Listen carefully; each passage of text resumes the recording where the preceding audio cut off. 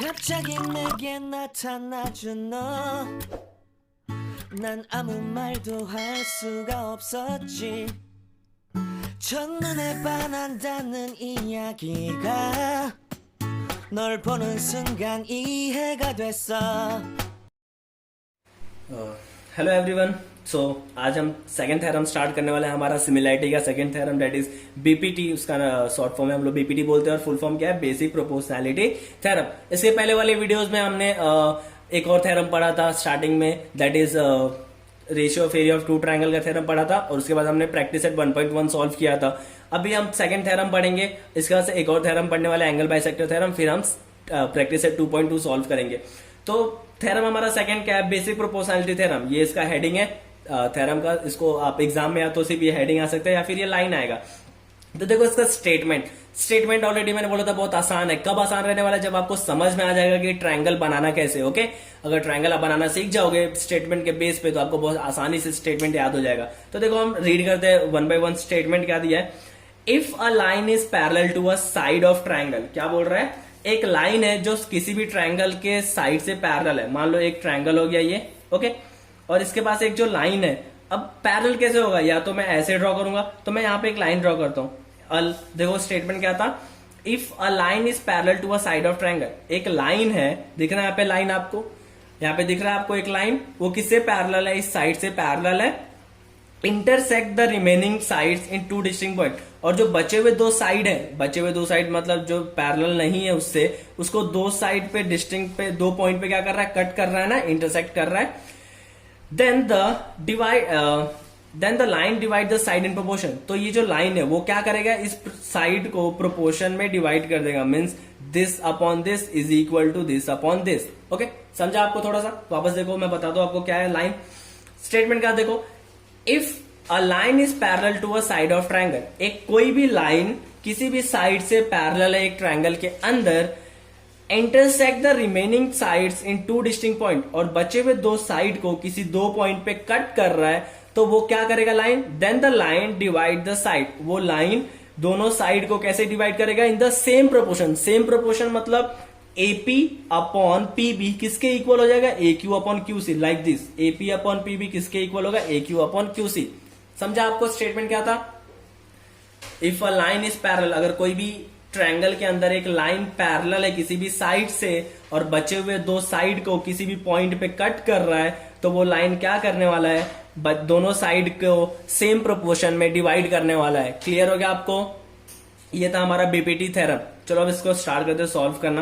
पहले गिवन लिखेंगे हम लोग। गिवन में क्या दिया है, जो जो इसमें हमने पढ़ा था समझा उसको लिख दो। इन ट्रायंगल एबीसी, एबीसी में क्या समझा हमें, कि एक लाइन है, वो line L is parallel to BC. ये जो लाइन एल है किसके पैरेलल है, बीसी के पैरेलल है। ओके, आप चाहिए तो P Q parallel to BC भी लिख सकते हो।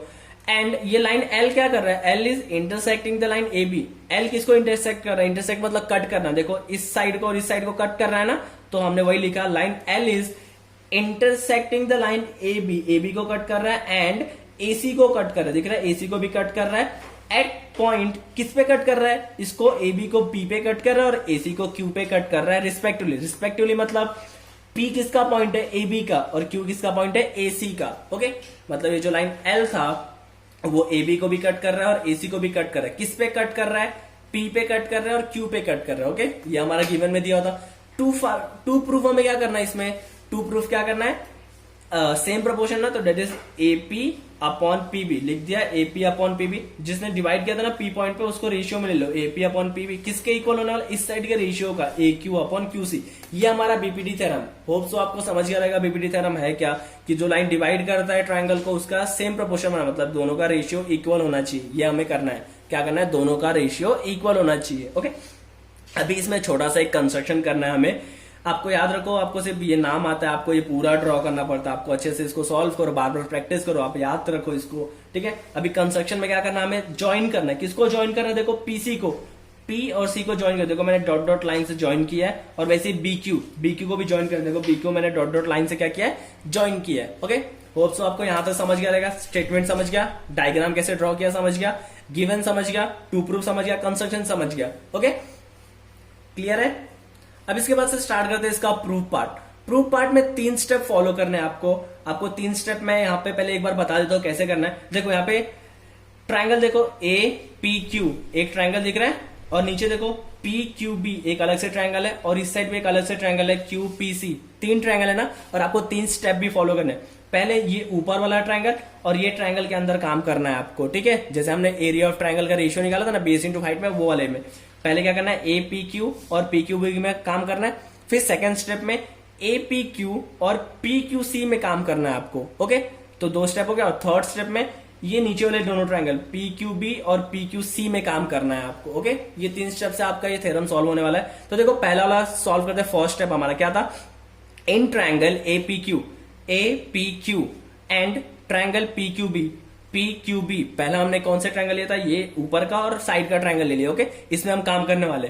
तो इसका क्या करना है, इसका हमें रेशियो निकालना है एरिया का। तो देखो area of triangle A P Q upon area of triangle P Q B, जैसा हमने पहला वाला थ्योरम पढ़ा था, इज इक्वल टू किस में होने वाला है, बेस और हाइट में ना। तो देखो ए पी क्यू और पी क्यू बी में दोनों में देखो इसका बेस क्या होने वाला है, ये ए पी बेस होने वाला है और इसका बेस क्या होने वाला है, पी बी बेस होने वाला है, और हाइट दोनों का क्या हो जाएगा, पी क्यू। लेकिन देखो इसमें हमने लिख दिया A P into base into height. A P क्या है, बेस है, और पी क्यू क्या है, हाइट है।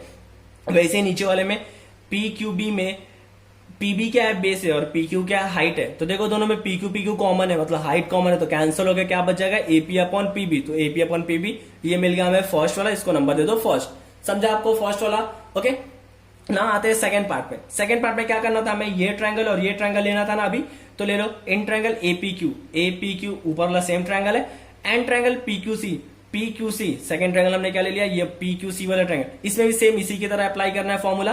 तो अप्लाई करो area of triangle A P Q upon area of triangle P Q C. Formula क्या बन जाएगा, ए क्यू बेस होगा और हाइट क्या होगा, पी क्यू, और दूसरे वाले ट्रायंगल पी क्यू सी का बेस क्या होगा, क्यू सी, और हाइट क्या होगा, पी क्यू होने वाला है, ओके।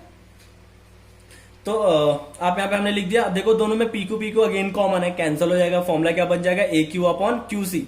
मिल गया आपको इसमें, इसको नंबर दे दो सेकंड।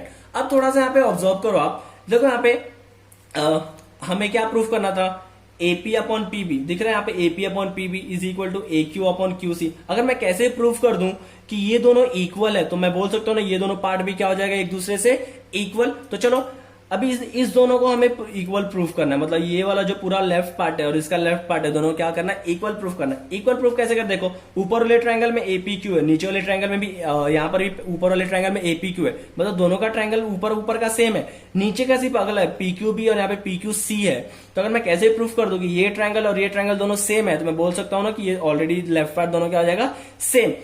तो चलो अब थर्ड स्टेप फॉलो करते हैं। थर्ड स्टेप में क्या करना है, पी क्यू सी में और पी क्यू बी में और पी क्यू सी में काम करना है, ये ट्रायंगल और ये ट्रायंगल में, ठीक है। तो लिख दिया in triangle P Q B and triangle P Q C, लिख दिया दोनों ट्रायंगल।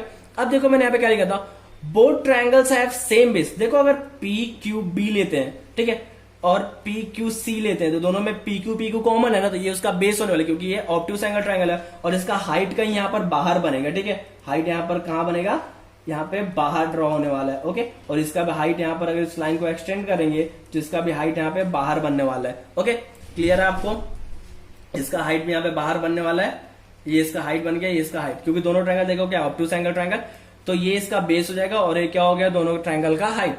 तो देखो both triangles have same basis, दोनों का बेस तो सेम था ना, and height is exactly between parallel lines. ये जो हाइट है देखो, ये पैरेलल लाइन था ना दोनों, देखो एल किसके पैरेलल है, बीसी के। ऑलरेडी यहाँ पे बोला था line is parallel to a side, ये जो लाइन है वो किससे पैरेलल है, वो साइड से पैरेलल है ट्रायंगल के। तो ये जो देखो ये वाला हाइट है और ये वाला हाइट है, दोनों पैरेलल लाइन के बीच में लाई कर रहा है ना। तो अभी हमने पहले भी पढ़ा था कि अगर कोई भी दो अगर पैरेलल लाइन है, अगर क्या है पैरेलल लाइन है, उसके बीच में कहीं पर भी हम लोग लाइन ड्रॉ करें, दोनों का लेंथ क्या होने वाला है, सेम होने वाला है। क्लियर है आपको।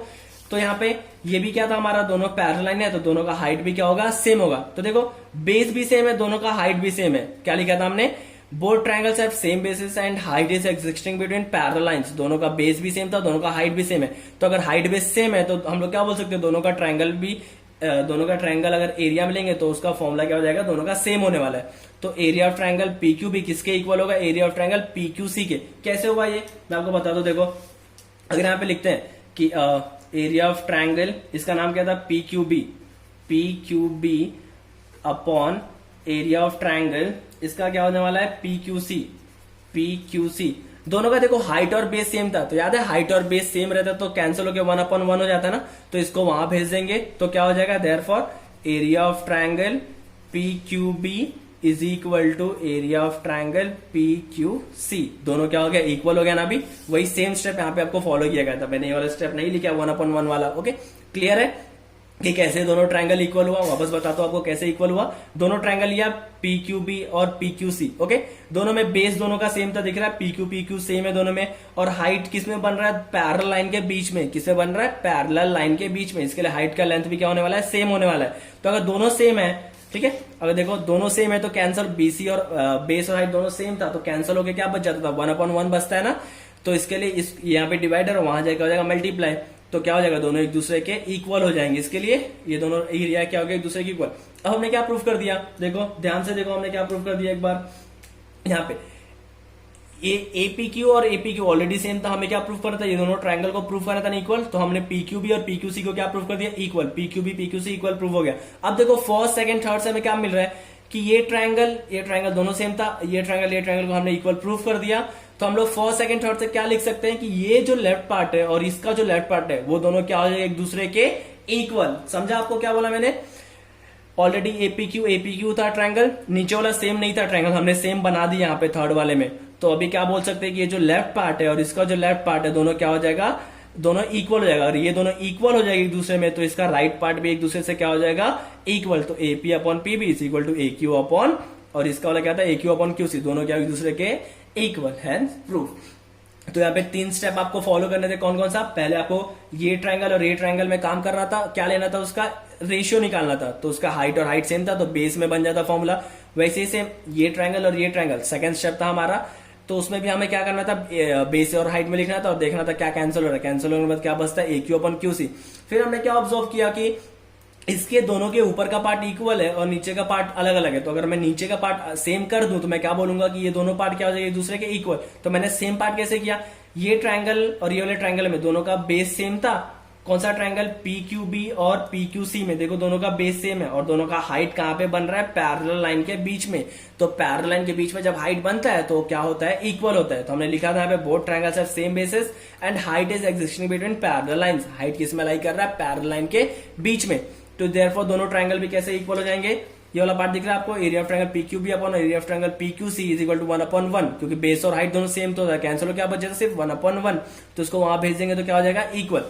अभी इक्वल हो गया तो फर्स्ट सेकंड थर्ड से हमें क्या पता चल रहा है कि इसका लेफ्ट पार्ट और इसका लेफ्ट पार्ट दोनों क्या हो गए, एक दूसरे के इक्वल। तो अगर लेफ्ट पार्ट इक्वल है तो दोनों का जो राइट पार्ट है वो भी क्या हो जाएगा, एक दूसरे के इक्वल, हेंस प्रूफ। ओके, तो ये आपका BPT थ्योरम था, that is basic proportionality theorem. क्या था, अगर ट्रायंगल में कभी भी कोई लाइन एक पैरेलल है और इंटरसेक्ट कर रहा है रिमेनिंग 2 साइड्स को, तो उसका जो डिवाइड करता है वो क्या हो जाता है, सेम प्रोपोर्शन में डिवाइड करता है। ठीक है, मींस AP/PB किसके इक्वल होगा, AQ/QC के। याद रखो आप ये। ओके, 갑자기 내게 나타나준 너, 난 아무 말도 할 수가 없었지. 첫눈에 반한다는 이야기가 널 보는 순간 이해가 됐어. 매번 야야